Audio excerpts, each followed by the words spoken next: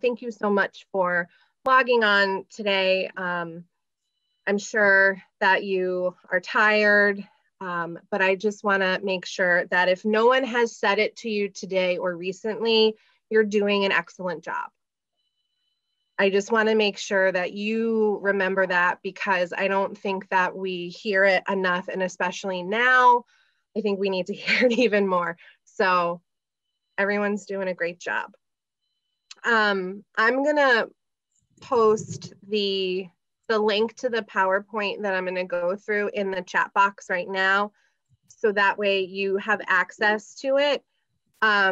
You can make a copy of it and go through it later when you have more time where you can go through. I put a lot of stuff in there, so we're not going to go through every single little thing, because you're professionals and you don't need me to walk you through every single moment of life.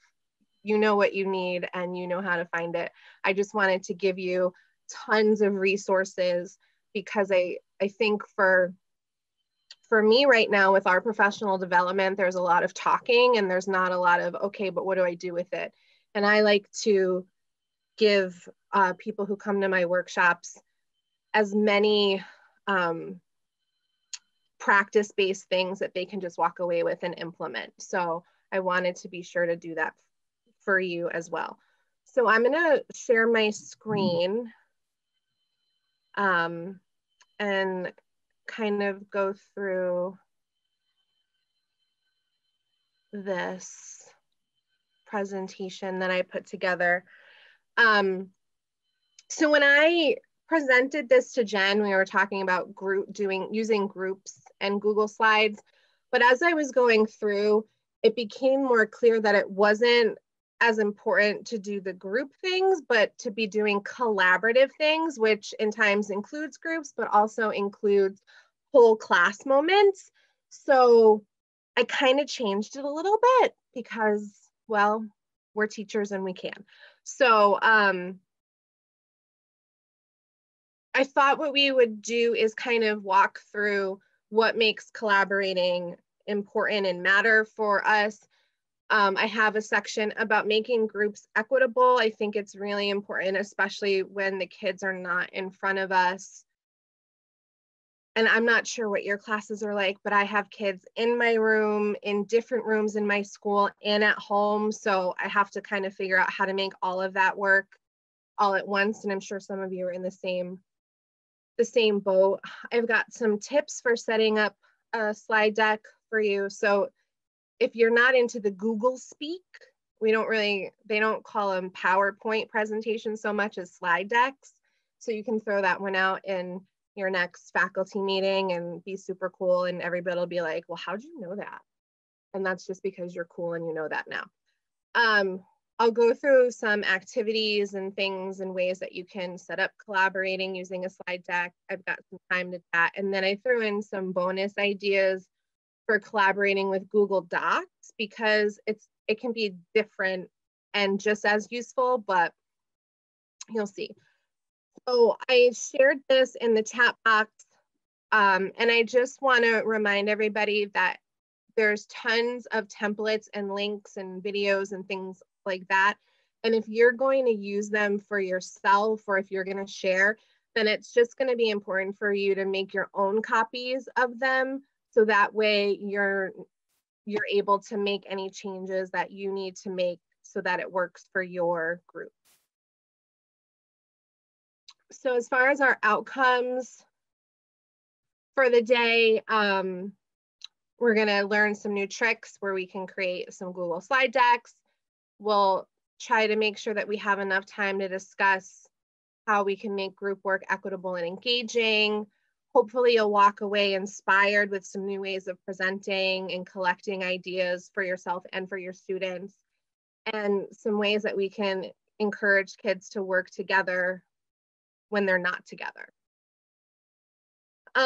As far as protocols for an online meeting, these are things that you guys are super familiar with: participating to learn and grow, presuming positive intentions. We already talked about staying muted unless you're speaking, because we don't need a cacophony of sound. and engaging by posting in the chat box, answering questions. There's those emoji responses at the bottom. I saw somebody did the clapping hands one, and that's just really exciting. So the first thing that I want to know from you is, what have you tried so far to get students to work collaboratively? If you could type your answers in the chat box, that would be awesome, because I now know how to figure out, I have now figured out how to get the chat box while I'm sharing the screen. Has anyone tried anything that maybe has worked or hasn't worked? Oh, you probably, do you see my Padlet and Flipgrid? Those are two really awesome resources for sure.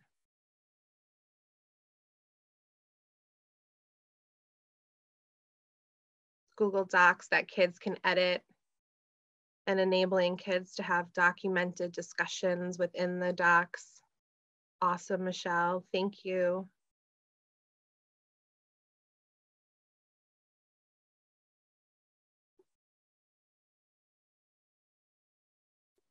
Sharing Google Sheets, nice. That's got to be really great for math classes.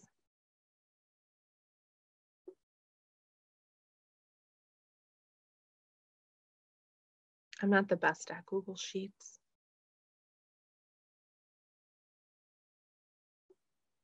So we've tried a few things. Hopefully I will be able to share some concrete activities with you in ways that you can use Google Slides that makes sense and that isn't overly complicated. I know for me at my school, we are using, you know, the Google Suite for most everything. We do have Padlets and Flipgrids, but I'm trying really hard to kind of keep things all in one place for the kids. Sometimes when we learn about a new platform, we get excited and we use it, and then the kids have 10 different platforms that they have to navigate. So for me right now, be simple is better, because I'm getting overwhelmed. I can only imagine what the kids are doing. So why do we need to collaborate? Relationships. So it helps us get the kids to work together, talk to each other, building community. I clearly didn't finish that sentence, so please excuse me. We can have stronger communities when we get the kids to work together, to talk together, to share together. Engagement, when they can feel listened to, if they have a say in what's happening, right? They tend to work harder and share more with each other. Student agency, we can give students more voice and choice in how they're sharing what they're learning with us. And support, right? If we know that there is a group of kids who maybe is struggling, we can set up groups and different things for them to work, and we can have kids who are feeling a lot more confident help those kids, and it's just a way that we can build leadership qualities and help give targeted support to our students. So the first thing that I really want to talk about is making groups equitable. So I teach in a high school, and a lot of times I will hear, I don't want to be in a group with that person because they never do the work. Or I did half of the project while so-and-so just browsed through YouTube. So making groups equitable is a really important part of any kind of group work, whether we're in the classroom or we are virtual, it doesn't matter, right? We have to make sure that all of our students are doing something and we can play to their strengths. So one of the first things, and this is probably not new to any of you, but assigning group roles, right? You get to choose the group roles. You might get input from the students might get to choose them themselves. So we know best practice tells us that when students have purpose, they will stay focused more, they can stay on task more. We can make sure that students are participating at levels that make sense for them. We're not putting kids in situations where they're set up to fail, because we never want to do that. We want to build that confidence and those leadership qualities. So some options that we have, and some of these may be ones that you're super familiar with, and some of them maybe are a little different than what you might be used to. But a facilitator, a recorder, the spokesperson, an encourager. You know, maybe you have a kid that asks a lot of questions. We all have some of those kids, right, that are just like, but why? That kiddo would make a great encourager, because they're going to force their classmates to really be sure about what they're sharing. A questioner, you know, someone who maybe plays devil's advocate a little bit and, well, if we did it this way, what about that? The checker, someone who goes over the work, making sure that all of the pieces of whatever is supposed to happen happens. So by being really clear and setting group roles, we can be sure that all of the kids are going to have some part in the responsibility of that group success. And they don't have to keep the same role forever, right? We can change them up. The kids can change them up. And it's just a really great habit to get into. Another way to make groups more equitable is creating something like a code of collaboration. And this is something that doesn't have to just be for groups. This could be for classes. It could be for how we're going to work in a virtual class. It could be how we're going to work in a physical class. Because I think a lot of times, especially as students get older, and again, I teach in high school, sometimes we just kind of think that students know how to work together and what to do, when maybe they don't. And we need to teach them those skills so that they can be successful.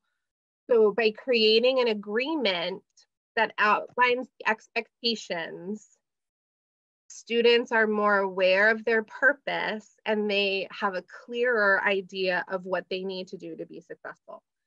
So here's just a couple ideas for creating that code of collaboration. You can do an affinity mapping, which is outlined here, or you can do an activity.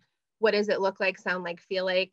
So this is something that I've done with our virtual classroom. What does it look like to participate in our virtual classroom?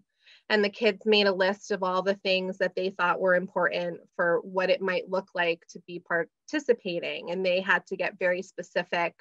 So it was type questions in the chat box, raise your hand, turn your cameras on, all of these little things.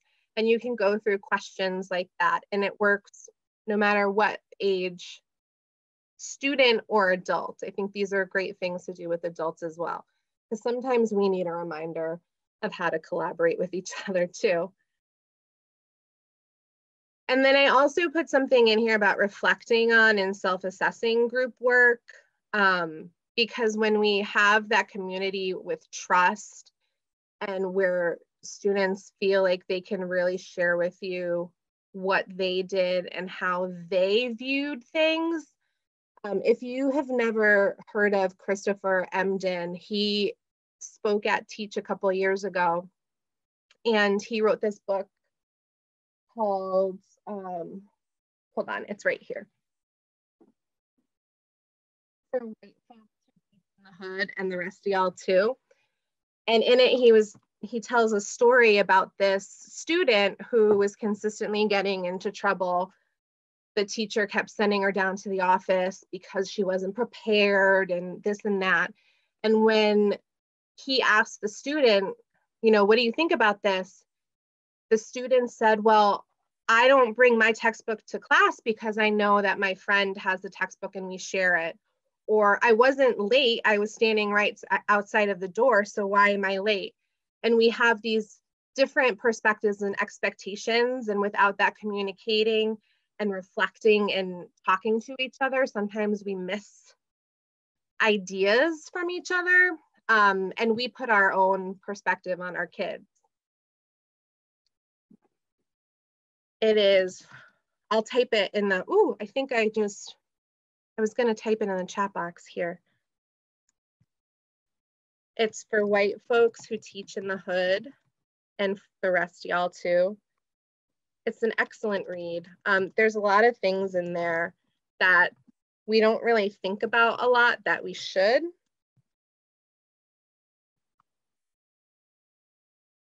And I feel like he runs the hip hop educator thing as well. I'm done. There we go. He's really nice. So throughout the presentation, you'll see a lot of links.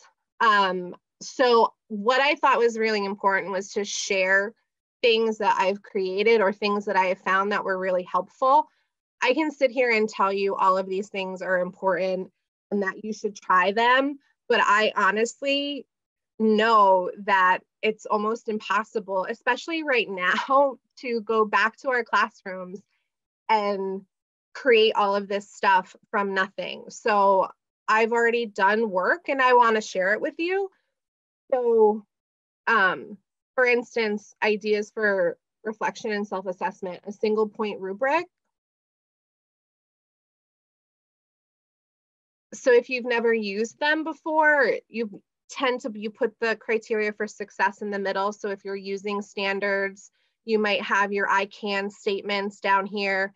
And then on one side, you've got the areas of improvement. So let's say a kiddo was not a true team member, didn't contribute, was mean to the other students. Over here, you might say, you know, I saw you say some really not nice things to your group mates. And we're going to have to work on that because we want to get over here in this column. So a lot of times our rubrics tend to be these big grid-like things and we're circling boxes and there's numbers. This is a really simple way to boil it down to, if you do all of these things, you've met the skill, you've mastered the skill, and there's opportunity for you to go above, but there's also opportunity for you to fall kind of flat on some pieces. So throughout the presentation, there's going to be links for you to click on that you can explore more on your own. I'll share some of them, but not all of them, because then we would be here forever. And I don't want to do that to you. Another reflection thing is just questions, setting up like a Google form or something like that, and reflecting on the ground rules. So sometimes you might want kids to set a goal for a group work or a collaboration. You know, maybe it's, I think, you know, you don't really say a lot in your groups. Maybe you want to share one of your ideas today. And that's the goal. And if the kiddo meets the goal, then they were successful in that group meeting. So I know I feel like I just talked so super fast and just a lot of stuff. But it's really important to make sure that whatever kind of collaboration we're doing, no matter where it is, that we try to make it as equitable as possible so that everybody has the opportunity to be successful. Does anyone have any questions or comments or concerns about that idea?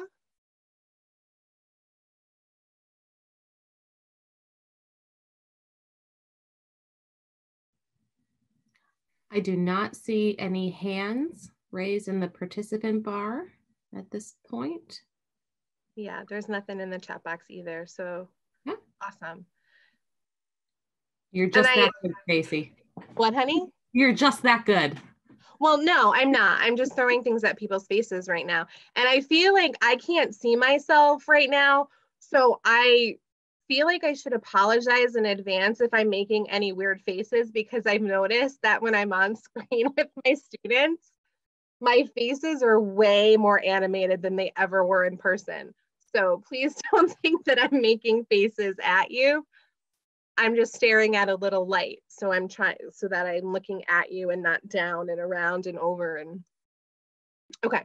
The next section that I put together are some tips for setting up a slide deck. There are things that I found while kind of playing around with, you know, putting things together that were super helpful to me that I did not know. So I thought that I would share some of them with you.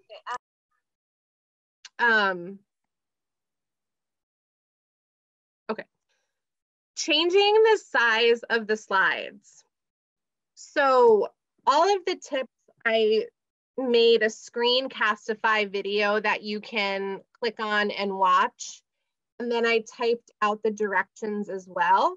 So this is something that I'm sure many of you already know, and maybe many of you already do, is that especially when we have kids who are not in front of us, we need to be really cognizant of making sure that we are addressing directions and tasks in different ways so that all of our students can access it.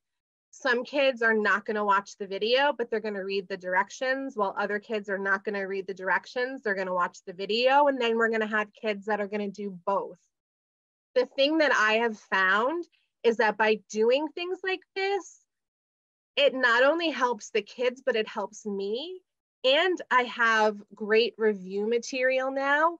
So next year, when we are back in the classroom and everything is normal again, from, you know, my mouth to God's ears, I'll have these videos that I can just send out to kids. Okay, you know, when you're trying to do this, just watch this, you know, 2-minute video that explains what a plot outline is.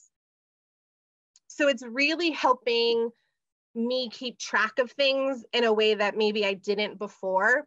And I can see this being an extra super help for our students with IEPs and 504s who need that extra support, because then we can put together folders for them and they can do things at their own pace.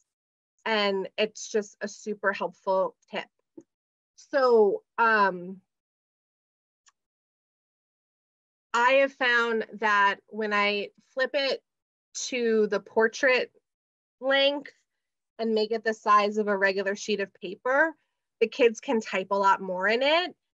It looks good on a phone. A lot of our students, no matter, even though many of us have, our schools have given our kids Chromebooks or iPads or whatever, a lot of them are still using their phone to access material.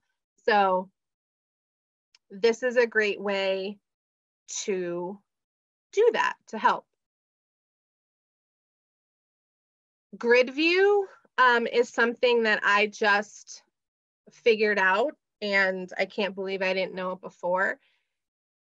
So the directions in a video are here. What the grid view does is it gives you the opportunity to see all of the slides instead of over here, all laid out in front of you. And it's a super easy thing that I'm sure a lot of people maybe know, but I think that there's a lot of people who don't know that too.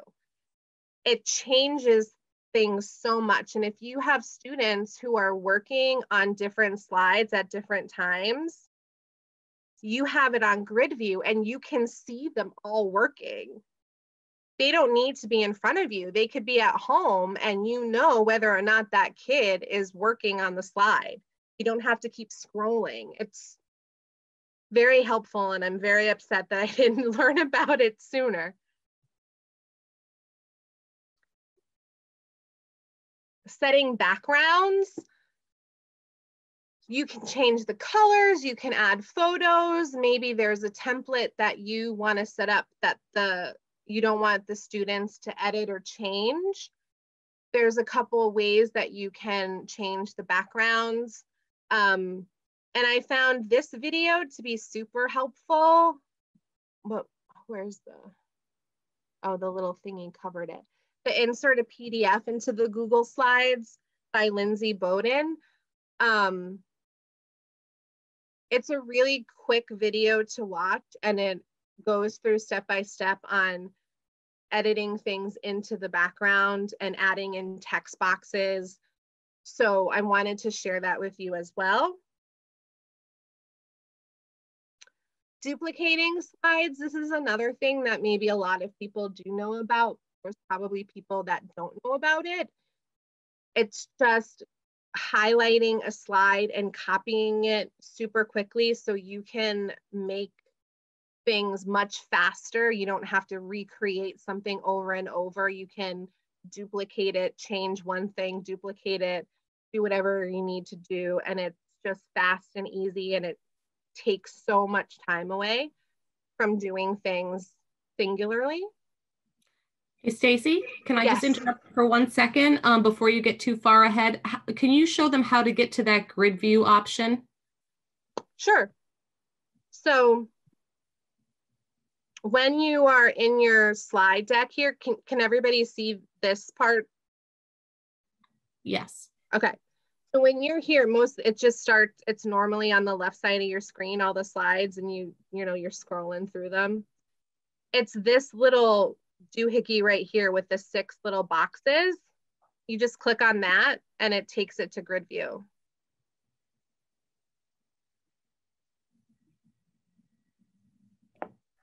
It's like the easiest thing that no one ever knew. I'm sorry, can you show again? Because I don't think I saw that. Which doohickey you were talking about? So I'm here at the list, which is highlighted right here. And I just go over here to the 6 boxes and I click it. So bottom left of your screen.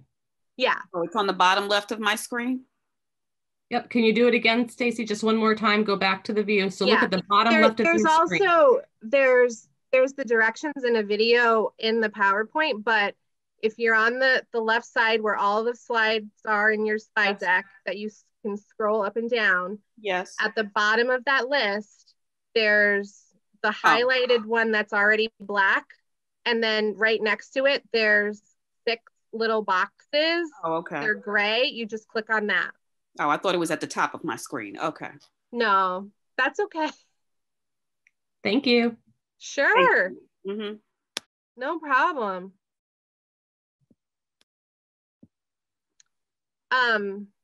Then I put a tip in here about linking to other slides in the deck. I think a lot of us know how to link links, but So not a lot of us. Can you explain what that's good for? Because I'm a little bit leery on that. So can you explain further? Linking other slides? Yeah, like what instances would you do that? So I'm actually going to talk about it a little bit later. Is that okay? Because I have an example. Sure. Okay, perfect. Don't be leery about it. It's super helpful. So there's some directions in a video here. And then the last tip that I had for you, I think this is the last one, is just making a copy of your slide decks. So once you create any sort of presentation, let's say you have 2 of the same classes, like I have 2 freshman classes. I only have to make 1 slide deck and I can just copy it and then give it to the second class. I don't have to do it all over again. It's also helpful when you, for this, you can make a copy of this PowerPoint presentation, slide deck presentation, and have your own copy, and you can make your own notes in it, and you're not going to change the original.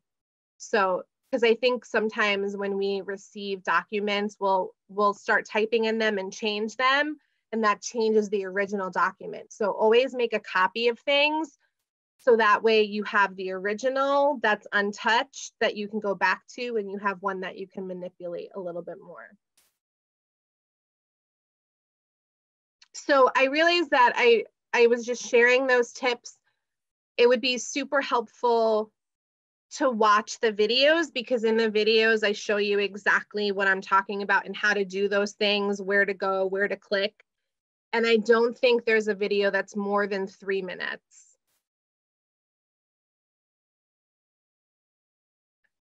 Are we getting a copy of this presentation?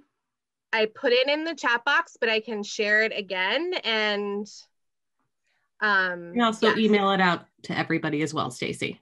Thank you so much. Yep. Sure. Let's see if I can do it right now. Thank you. That's great. Maybe I can't do it right now. I don't know. Let's see. Copy. Paste. There it is again.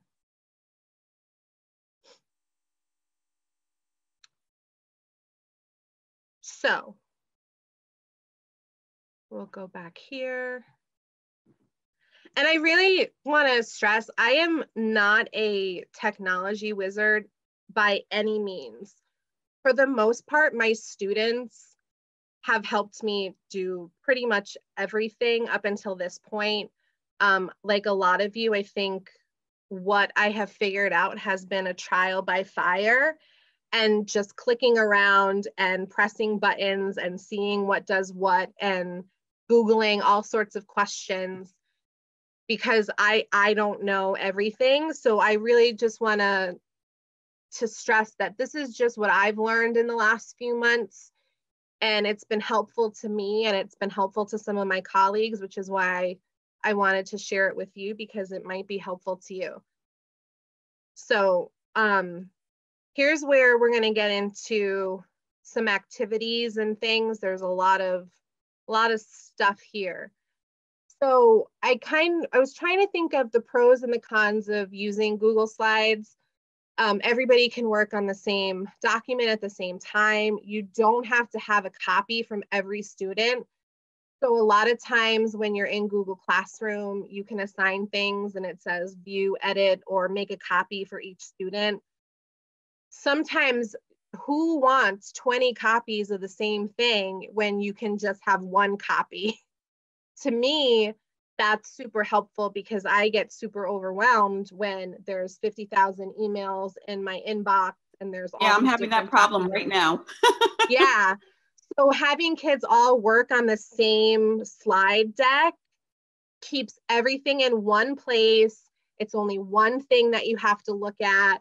It kind of declutters the computer a little bit.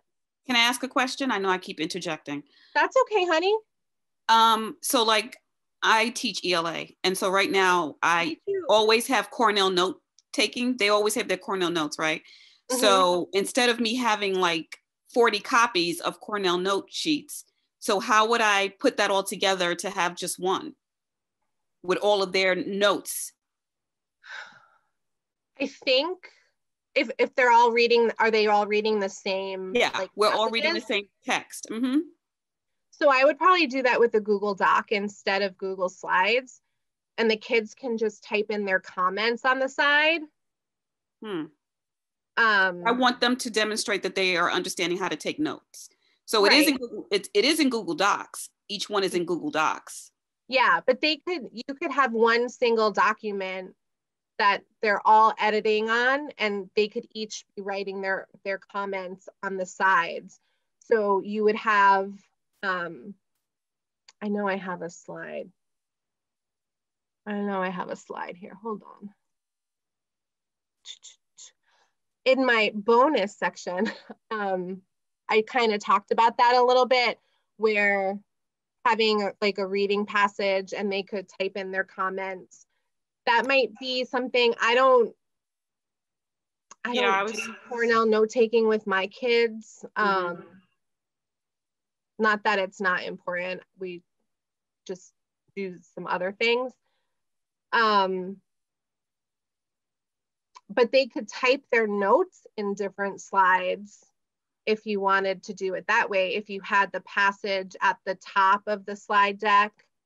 So, maybe this slide up here is the passage that you want them to read, and then every kid has their own slide that they have to show you their notes on.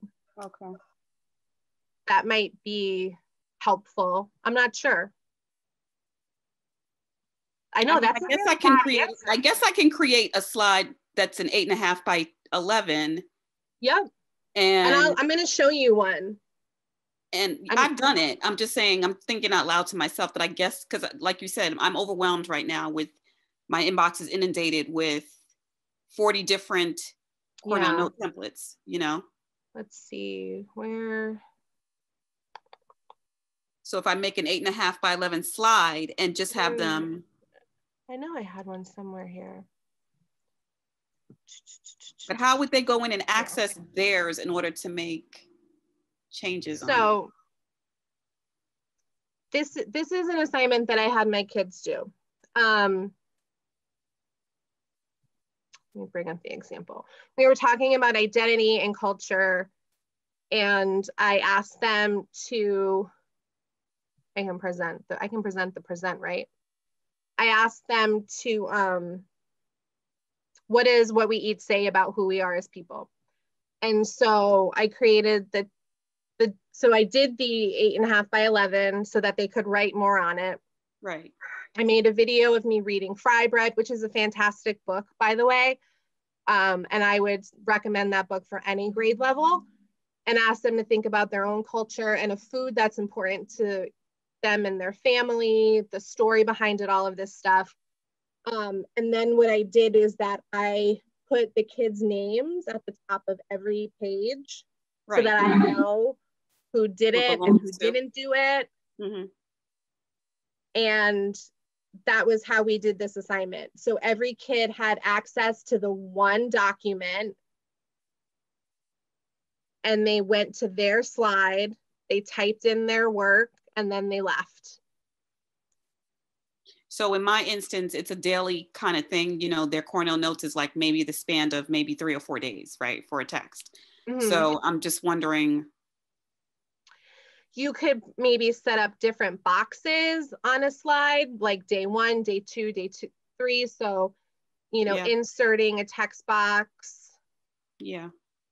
And then putting like day 1, and they have their notes there, and then like have 4 text box or something on the one slide, and they have to write whatever it is they have to write in that box for the day. So when I open it though, how do they access their particular slide?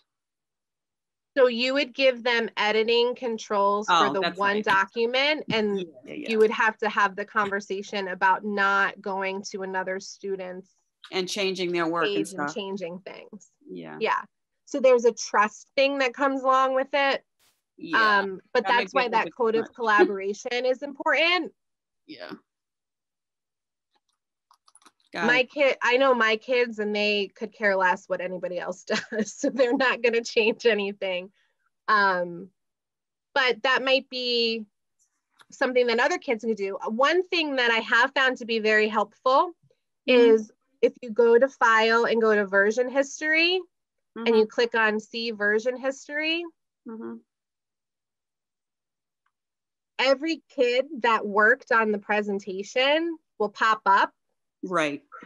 And so you can kind of see what that kid did, who was in it last, and you can narrow things down. So if there is something that's nefarious, you can say like, I know that someone did something funny. Okay. Stacy, it might be best to just in terms of time to try to keep some of the questions toward the end, just so you can get through the majority of your material. Yes. Thank you for that. No worries. I have some other things here that you can look at. There's a template here for breakout groups. So this is something that you can use with your kids and change. You can make a copy of it and change however you want. So this is, I can show you this example of how I linked groups to different slides in the presentation. So the directions page is here, and the kids have their groups here. So you can make the groups and put the kids there. And let's say group 2 is right here. You want them to go to their slide. Here's group 2's slide. So this is where they're typing. So they just have to click on their group. The easiest way to do that is I made a video that's in there. But you would just highlight whatever it is that you want it to be, and you go to the link. And this first option right here, slides in this presentation, you just click on that and the list pops up. And then you choose which slide you want it to connect to. So you can have an interactive page where there's different stations. And I have another example of that I'm going to show you in, you know, maybe 10, 15 seconds. So you can have one page that has different activities in the slide deck that you've created, and the kids just have to click on a button and it brings them to it. So this digital choice board, there's a template here. I found it. It's for free on Teachers Pay Teachers from Hello Teacher Lady, and I linked the video directions to it as well. But I took the template and added some ideas. So I teach freshmen, we talk about literary elements.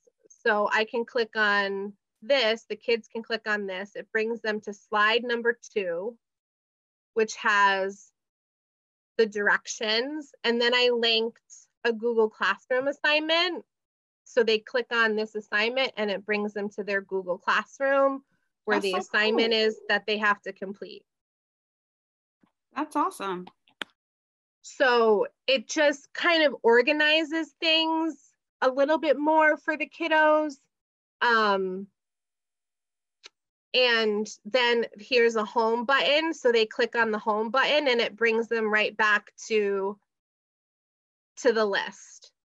So this is super helpful for kids who need to move through things at maybe their own pace, or you have a week's worth of things that you want the kids to work on. You give it to them on Monday. You know, maybe this is Monday, Tuesday, Wednesday, whatever, and you have the different slides set up for their different activities, and they can go through it how they need to.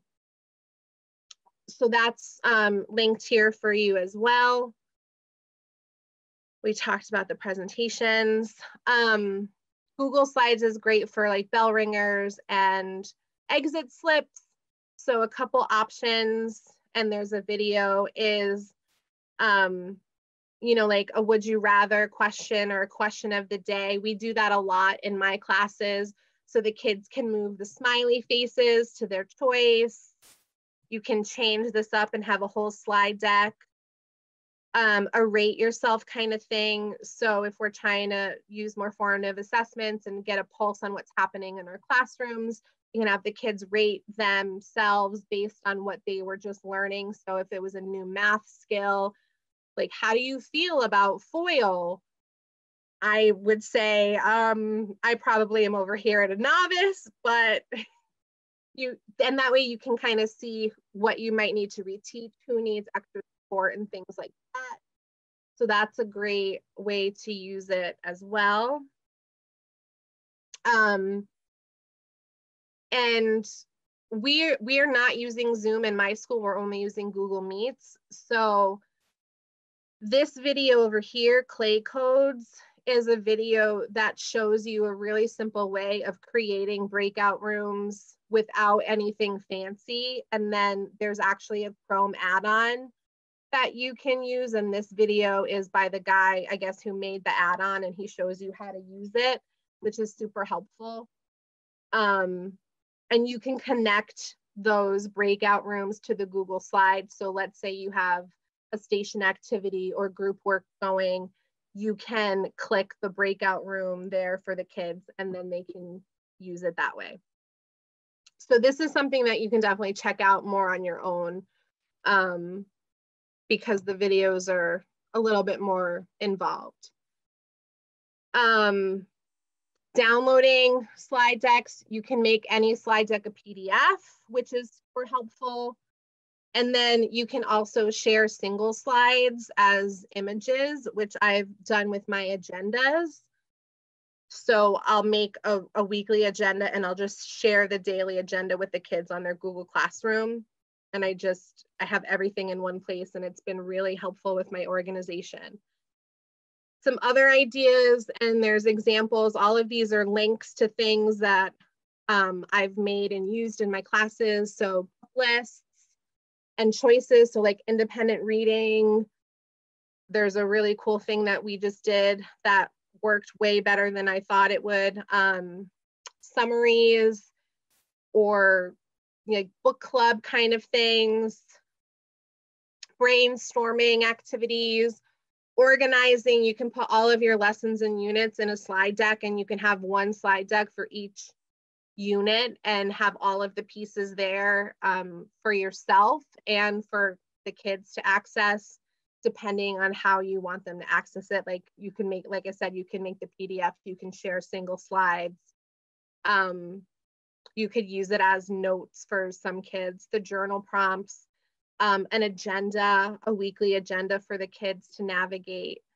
So there's all different sorts of ways that you can use it that I've tried so far that have been helpful. And I tried to give you, like I said, things to look at so that you could see how it worked. And if I could make a video showing you more, I made that video.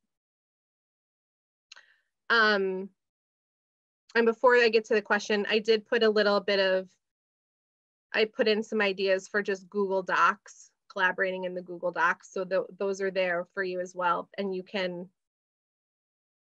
adapt those to Google Slides as well. So I'm gonna stop talking because I feel like I just talked a super lot at you and your brains are probably going, oh my God, I don't know what just happened. But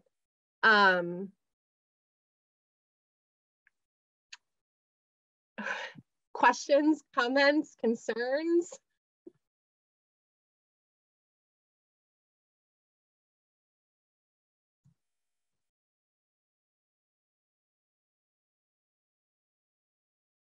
You're welcome. You're welcome. You're welcome. Yeah, I feel like a lot of times, right, when we're in PD, like I said earlier, people talk at us and they say da da da da da da da da da. But as teachers, right, we want to be able to walk away with something that we can adapt and use. If somebody's already done the work, I feel like we should share that with each other, especially right now. And I love doing this stuff. So I hope that it is helpful and that you can, you know, take something away from today. Does anybody have any ideas for their own classes that they might want to share based on some of this stuff?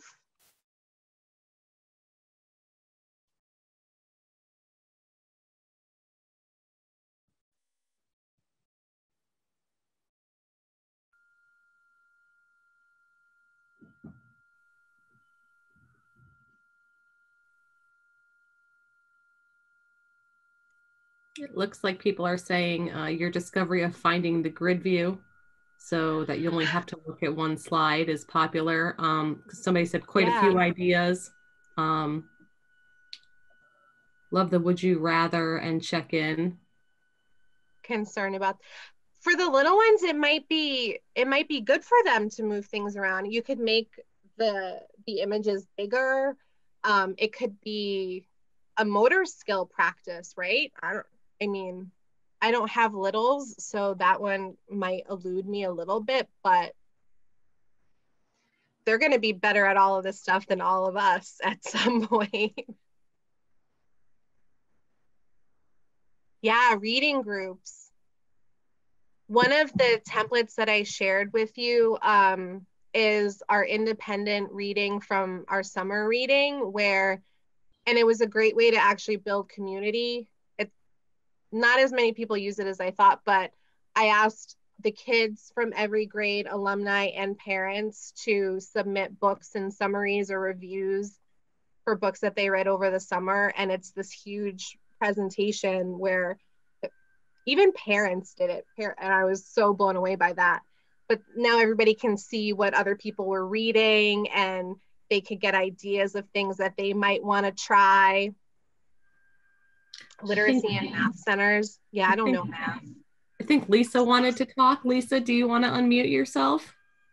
Yeah, the presentation that you sent, are the links embedded in that presentation or no? Yes. Because I can't seem to click on anything. Nothing's. You should be able to. It says view only. Is that right? View only? You should be able to view the links in view only. Oh. If that's not happening. I don't know, is it happening to anyone else? I can't see one link or click on one link. So any of these highlighted things aren't working? Did you make a copy of it? It worked for me. Nope, I did get one where I did see one. Okay, maybe I wasn't clicking on it correctly.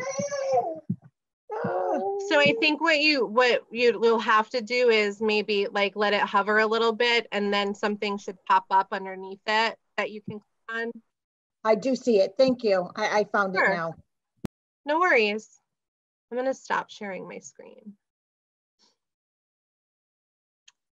Thank you for letting me throw all that stuff at you. I feel like it was a little overwhelming. Janice has raised her hand. Well, I'm looking forward to maybe the breakout groups because I'm really struggling. My 8th graders just cannot seem to grasp the concept of a thesis statement. So I was kind of hoping maybe I could get some of my high school students, and if I could put them each in a breakout group with some kids, maybe that would help. Because that's an awesome idea, because that's a community building idea. And like anytime you can get kids being leaders, that makes them feel better. And then honestly, you have to do less work. Who doesn't want that? Sorry, I forget that you guys don't know me very well, so my sense of humor might be a little. But yeah, I think that's a great idea, Janice.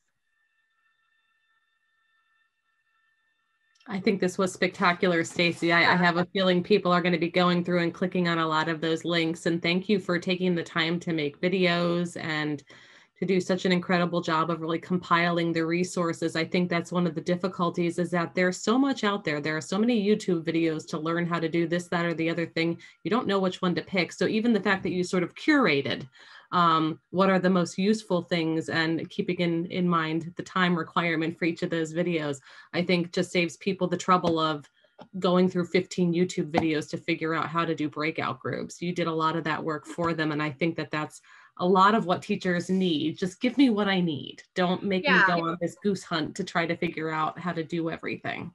I maybe got a little fresh in our last PD with those who are in charge. And I was like, stop wasting my time. Just like, I need something, just give me something. And so that's part of why I wanted to make sure that I had some really tangible things for everyone, because especially right now, we are all working ourselves to the bone and trying so many new things and wanting to do the best for our kids and for ourselves. And it's hard. So like I said, all of this stuff is stuff that I had already done for my classes. It wasn't extra work for me. And I am so very happy that I get to share it with people who will appreciate it and use it. And hopefully it'll make someone else's life a little bit easier right now. And we are all in this together, and we have to support each other no matter if we're in the same school or not. We are all teachers and we need to love each other. So this is just my little way of sending some love your way. And I'm also seeing a lot of comments, Stacy, about people bringing this back. So I have a feeling this is going to sort of spread exponentially.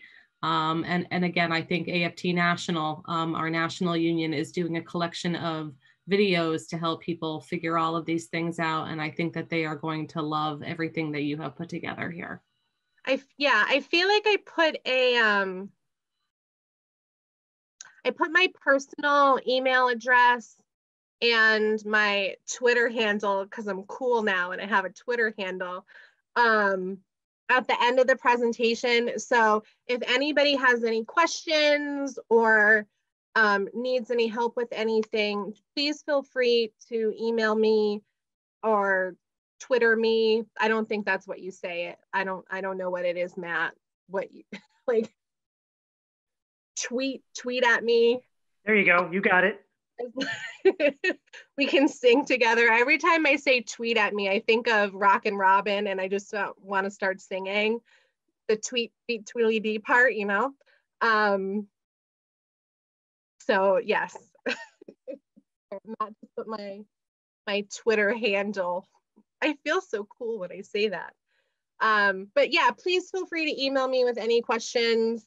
Or if I can support you and your schools in any way too, I know that my principal will share me with you. So I think Marlene has a question. Marlene, do you want to unmute yourself?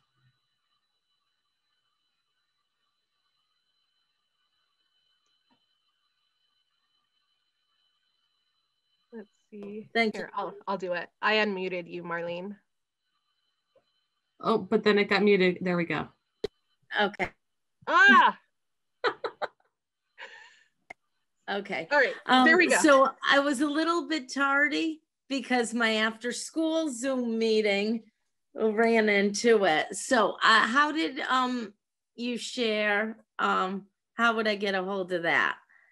The link for the presentation is right in the chat box. Oh, in the chat box. Thank you very much. Thank you so just much. Click on that and make a copy, Marlene. Thank you so much. Thank you very You're much. welcome, honey. Bye-bye. I don't think I have anything else, Jen, unless anyone else has anything else. No, I just want to say our union is the best. You know what I mean? We have so many amazing resources. I see Christine giving the thumbs up.